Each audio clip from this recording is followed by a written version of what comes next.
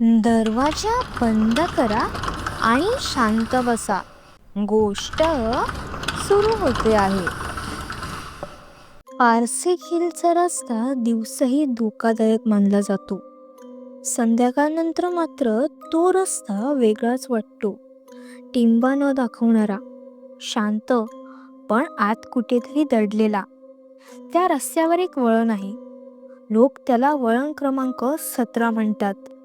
तिथे कोणतं बोर्ड नाही, कोणतं मार्किंग नाही, पण गाड्या चालवणारे जुने ड्रायव्हर एकमेकांना सांगतात, 17 नंबरचं वळण जपून. गेल्या 11 वर्षात एकाच तारखेला एकाच वेळेच्या सुमारास तिथे अपघात होतो. प्रत्येक वर्षी वेगळा ड्रायव्हर, वेगवेगळी गाडी, वेगवेगळं कारण, पण अपघाताच्या अहवालात एक वाक्य कायम असतं. ड्रायव्हरने सांगितलं की रस्त्याच्या मधोमध एक व्यक्ती उभी होती. 2013 पहिला अपघात रात्री 11:40 माणूस विकास पाटील, वय 28, नोकरीवरून परत येताना. ब्रेकची चिन्ह 32 फूट लांब, म्हणजे ब्रेक जोरात दाबले गेले होते. पोलिसांनी विचारलं, ब्रेक का मारले? विकासने उत्तर दिलं, समोर पांढऱ्या कपड्यात कोणीतरी उभं होतं, हलत नव्हतं. पण तपासात त्यावेळी रस्त्यावर दुसरी गाडी नव्हती, कोणतीही CCTV फुटेज नव्हती. फाईल बंद. 2014 तोच दिवस, तीच वेळ. यावेळी कार वेगळी, ड्रायव्हर महिला. ती वाचली नाही. तिच्या फोनमध्ये शेवटचा ऑडिओ मेसेज होता, 1 मिनिट 12 सेकंद. पहिल्या 45 सेकंदात फक्त गाडीचा आवाज, मग अचानक ब्रेक. तिचा आवाज थरथरत होता, रस्त्यात कोणीतरी उभा आहे, हलत का नाही, आणि क्रॅश. 2015 ते 2023 प्रत्येक वर्षी काही जखमी, काही मृत. प्रत्येक ड्रायव्हरचे एकच म्हणणं, रस्त्याच्या मधोमध एक व्यक्ती. वेशभूषा वेगळी सांगितली जाते. कधी पांढरा शर्ट, कधी शाळेचा ड्रेस, कधी ओला रेनकोट, पण एक गोष्ट समान, ती व्यक्ती हलत नाही, पाहत राहते. 2024 यावर्षी अपघात झाला नाही. तारीख गेली, रात्र गेली, अपघात नाही. लोकांनी सुटकेचा श्वास घेतला. कदाचित सगळं संपलं. पण खरा प्रश्न तेव्हा सुरू झाला, कारण त्या रात्री 11:42 वळण क्रमांक 17 वर एक गाडी थांबली होती. अपघात झाला नव्हता, ड्रायव्हर खाली उतरला होता आणि रस्त्यात काही नव्हतं, पण त्याला कोणीतरी दिसलं होतं. तो ड्रायव्हर म्हणजे प्रतीक शिंदे, वय 34, व्यवसाय सिव्हिल इंजिनियर. कामानिमित्त साईट पाहून परत येत होता. त्याने गाडी थांबवली कारण त्याला स्पष्ट दिसलं, रस्त्याच्या मधोमध एक मुलगा उभा होता, 12-13 वर्षाचा, ओला, डोळ्यात काहीतरी विचित्र शांतपणा. प्रतीक उतरला, ए ठीक आहेस का? मुलगा हलला नाही. प्रतीक जवळ गेला आणि अचानक कोणीच नव्हतं. पूर्ण रिकामा रस्ता, ना पाऊस ना सावली. प्रतीक गाडीत बसला. त्याने मागच्या आरशात पाहिलं आणि त्याला एक गोष्ट जाणवली, त्याच्या कारच्या मागच्या सीटवर पाणी टपकत होतं. जणू कोणी ओली व्यक्ती बसली होती. प्रतीकने दुसऱ्या दिवशी पोलिसांना रिपोर्ट दिला. पोलिसांनी विचारलं, तारीख माहीत आहे का, काल कोणती होती? प्रतीक म्हणाला, 14 सप्टेंबर. सगळे शांत झाले, कारण हीच ती तारीख होती ज्या दिवशी 2013 पासून दरवर्षी अपघात झाला होता. पण यावर्षी अपघात झाला नव्हता. का? कारण प्रतीकने ब्रेक वेळेत मारले होते, की यावर्षी कुणीतरी दुसरं निवडलेलं होतं? त्या वळणाच्या खाली दरीत 30 वर्षांपूर्वी एक बस कोसळली होती. त्या अपघातात 17 लोक मरण पावले होते. त्यात एक 12 वर्षाचा मुलगा होता. पण हा तपशील कुठलाच आधुनिक अपघात रिपोर्टमध्ये उल्लेख केला नव्हता, कारण त्या बस अपघाताची फाईल ड्रायव्हरची चूक म्हणून बंद झाली होती. पण काही लोक म्हणतात, त्या बसचा ब्रेक फेल नव्हता. ड्रायव्हरने शेवटच्या क्षणी स्टीअरिंग डावीकडे वळवलं, जाणीवपूर्वक. का? हे कोणी विचारलं नाही. प्रतीकचा प्रश्न वेगळा होता. त्याला जाणवतं, त्याने त्या रात्री केवळ कोणीतरी पाहिलं नाही, कोणीतरी त्याला पाहत होतं. आणि आता 14 सप्टेंबर संपला आहे, पण आता 14 ऑक्टोबर जवळ येते आणि त्याला दर रात्री 11:42 एकच स्वप्न पडतं. तोच मुलगा रस्त्यात उभा, पण यावेळी तो हलतो, हळूच हात वर करतो आणि मागे पूर्ण रिकामा नाही, तर अपघात झालेल्या गाड्यांची रांग उभी असते. 14 सप्टेंबर नंतरचे पहिले 3 दिवस प्रतीकने स्वतःला समजावलं, हे फक्त स्ट्रेस आहे. कामाचा ताण, रात्रीचा प्रवास, डोंगर रस्त्याचा मानसिक प्रेशर. पण 4थ्या दिवशी रात्री 11:42 त्याचा फोन व्हायब्रेट झाला. Unknown number. तो काही सेकंद पाहत राहिला, उचलायचा की नाही. त्याने कॉल उचलला. पलीकडे काहीच नाही, फक्त वाऱ्याचा आवाज आणि मध्ये एक हलकी खडखड, जणू लोखंडी दरवाजा वाऱ्यामुळे हलतोय तसा आवाज. प्रतीकने फोन कट केला. 2 सेकंदात पुन्हा कॉल. यावेळी तो उचलत नाही. फोन सायलेंट करून तो झोपण्याचा प्रयत्न करतो. 11:46. त्याच्या बेडरूमच्या खिडकीवर कोणीतरी हलकासा ठोका मारतो. 7व्या मजल्यावरच्या फ्लॅटच्या खिडकीवर. दुसऱ्या दिवशी तो पारसे खिल्ला परत गेला. दिवसा ढवळ्या, सूर्य होता, गाड्यांची ये-जा होती. वळण क्रमांक 17 शोधायला वेळ लागला नाही. लोकल लोकांना माहीत असतं, ते बोलत नाहीत पण ओळखतात. रस्त्याच्या कडेने अजूनही तुटलेल्या रेलिंगचे भाग होते. अलीकडच्या अपघाताची खूण. प्रतीकने गाडी पार्क केली. खाली दरीत पाहिलं. खाली झुडपांमध्ये काहीतरी पांढरं दिसत होतं. तो खाली उतरला. दरीत उतरताना त्याला जाणीव झाली, ही जागा अगदी नेमकी तशीच आहे जशी स्वप्नात दिसते. खाली पोचल्यावर त्याला पांढरं काहीतरी कपड्यासारखं दिसलं. जवळ जाऊन पाहिलं तर तो एक शाळेचा शर्ट होता. जुना, मातीने माखलेला, बटणं तुटलेली. प्रतीकने हात लावला. ओला, पण मागच्या 3 दिवसात पाऊस झाला नव्हता. तो शर्ट हातात घेऊन वर आला, गाडीत बसला आणि त्या क्षणी त्याच्या डोक्यात एक विचार चमकला. हा शर्ट इथेच का होता आणि इतक्या वर्षात कोणी पाहिलंच नाही? त्याने निर्णय घेतला, 30 वर्षांपूर्वीच्या बस अपघाताची फाईल शोधायची. नगरपालिकेच्या जुन्या रेकॉर्ड रूम मध्ये तो दुपारी गेला. धूळ, जुनी फाईल्स, कागदांचा ढीग. एक कर्मचारी कंटाळलेला आवाजात म्हणाला, 1994 चा रेकॉर्ड मागच्या स्टोअर मध्ये असेल. सुमारे 1 तास शोधल्यानंतर त्याला ती फाईल मिळाली. पारसे खिल बस अपघात, 14 सप्टेंबर 1994. प्रतीकच्या हाताचा थरका पडला. 14 सप्टेंबर, तोच दिवस. फाईलमध्ये काय होतं? बस ब्रेक फेल, ड्रायव्हर कंट्रोल गमावतो, वाहन दरीत, 17 मृत, त्यात 11 वर्षाचा मुलगा पंकज इंदुलकर. प्रतीक त्या नावावर थांबला, कारण त्याला पहिल्यांदा दिसलेला मुलगा, त्याच्या शाळेच्या शर्टावर मोडका पठ्ठा आठवला. पंकज सावंत, वय 12, शाळेची सहल. फाईल बंद करताना प्रतीकला एका पानावर पेनाने खरडलेला एक शब्द दिसला. तो अधिकृत नोंदीत नव्हता. तो कदाचित एखाद्या पोलिसाने लिहिलेला होता. प्रतीक शांत झाला. जाणून बुजून? म्हणजे ड्रायव्हरने मुद्दाम वळलं का? त्या बसचा ड्रायव्हर शंकर कापसे. तो अपघातात मरण पावला होता, पण त्याची पत्नी जिवंत होती. ती अजूनही बदलापूरला राहत होती. प्रतीकने त्या रात्री 11:42 पुन्हा वेळ बघितली. त्याला कॉल आला नाही, पण 11:42 होताच त्याच्या घरातली लाईट 1 सेकंद झपकून गेली आणि त्या क्षणी त्याला आरशात स्वतःच्या मागे काहीतरी हलताना दिसलं. तो वळून पाहतो, कोणी नाही. पुन्हा आरशात पाहतो, त्याच्या मागे कोणी उभा आहे, पण त्याच्या खांद्यावर मातीचा हलकासा ठिपका आहे, जणू कोणीतरी ओली बोटं टेकवलीत. दुसऱ्या दिवशी सकाळी बदलापूरला गेला. शंकर कापसेंच्या पत्नीच्या घरी. जुनं घर. दरवाजा उघडायला वेळ लागला. एक वृद्ध स्त्री बाहेर आली. काय हवंय? प्रतीक शांतपणे म्हणाला, 1994च्या बस अपघाताबद्दल विचारायचं होतं. तिच्या चेहऱ्यावरचा रंग उडाला. ती काही क्षण काही बोलली नाही.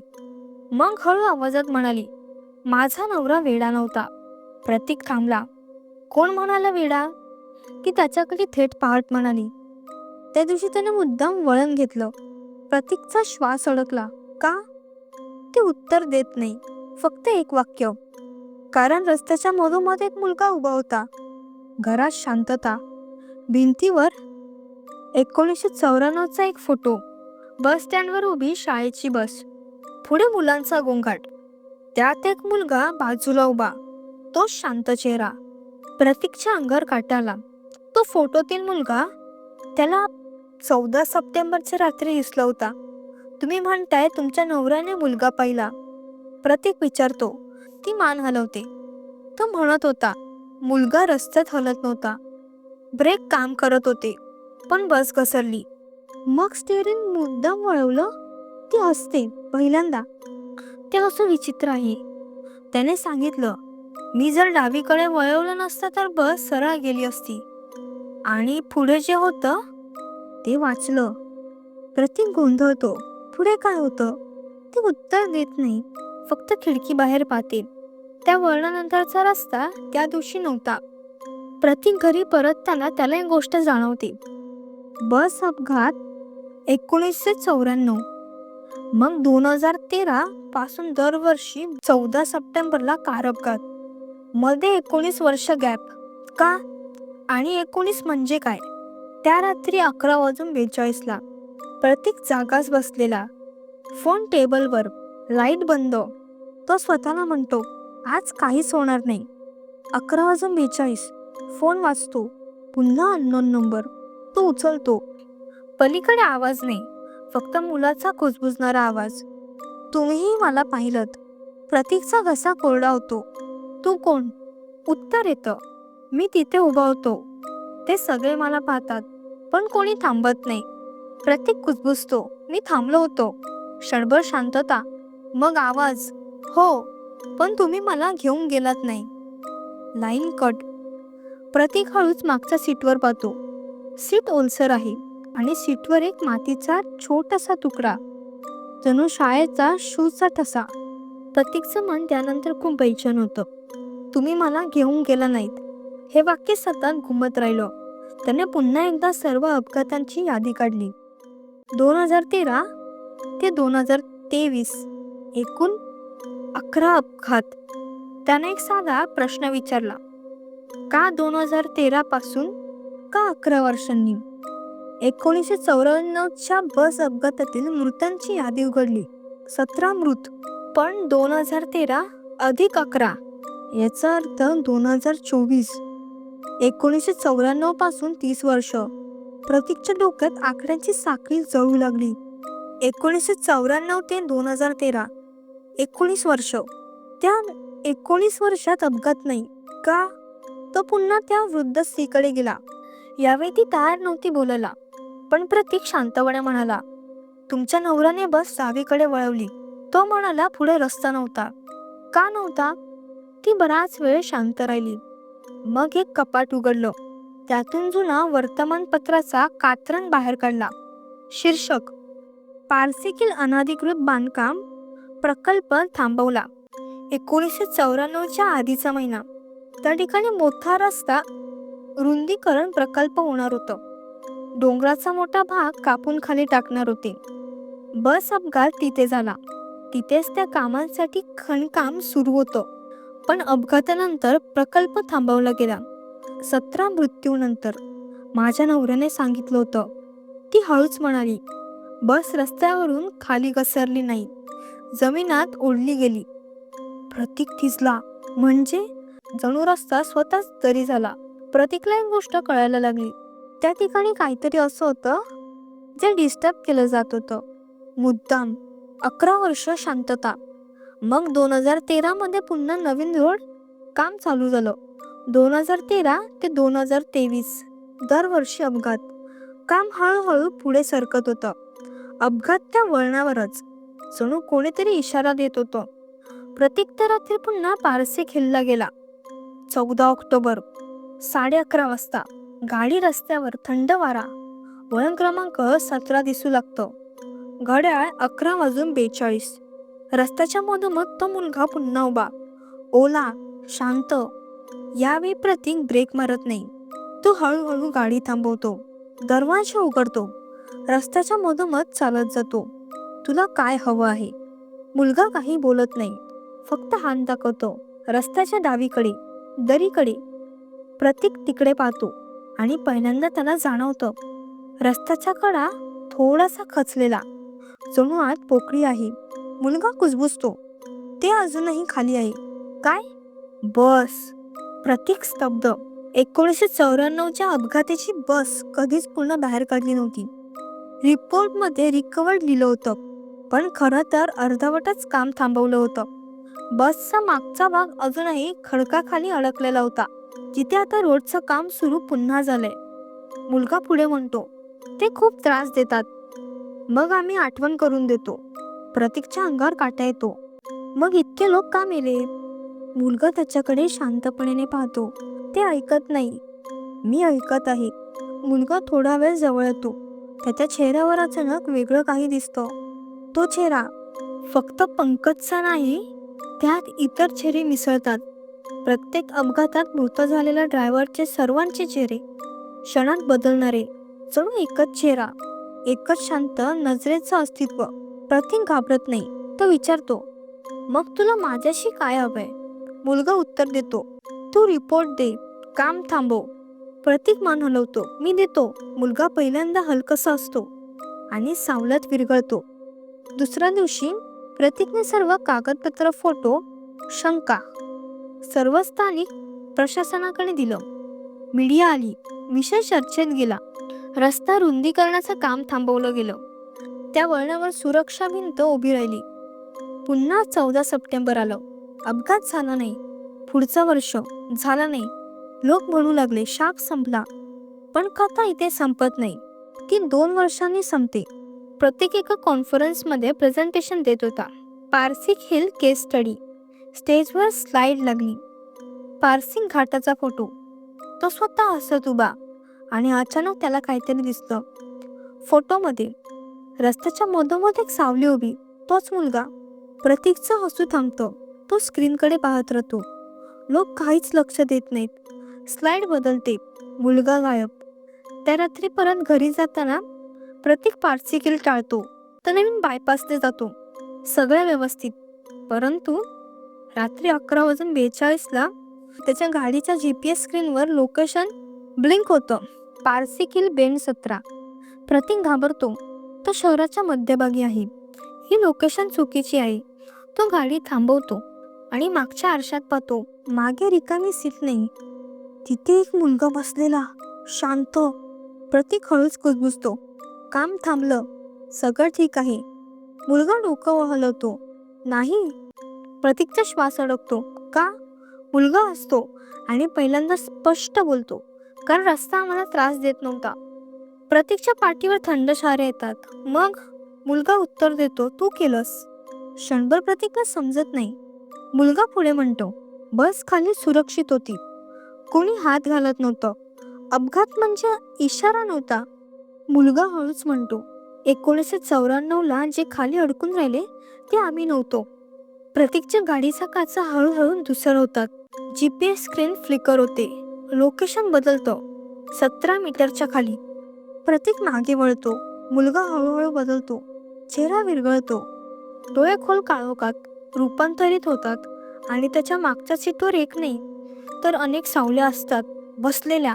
17. प्रतीक ओरडतो आणि तो अचानक ॲक्सिलरेटर मारतो, पण ब्रेक काम करत नाही. रस्ता सरळ नाही. समोर कुठलाही रस्ता नाही.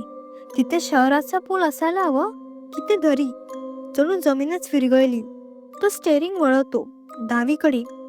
दुसऱ्या दिवशी बातमी. शहरातला पुरा रूम कार दरीत कोसळली. ड्रायव्हर मृत. अपघाताचा वेळ 11:42.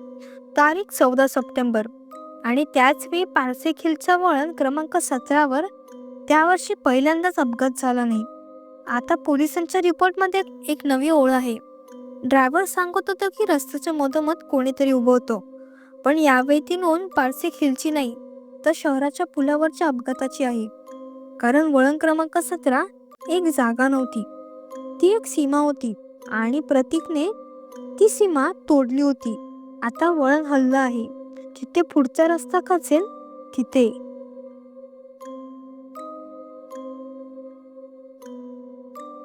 जर ही गोष्ट तुम्हाला आवडली असेल तर व्हिडिओला नक्की लाईक करा आणि अशाच भयानक गोष्टींसाठी माझ्या SG हॉरर स्टोरीजला सबस्क्राईब करा. पुढच्या रात्रीच्या थरारक प्रवासासाठी भेटूया. तोपर्यंत सावध रहा, कारण भीती सुरू झाली आहे.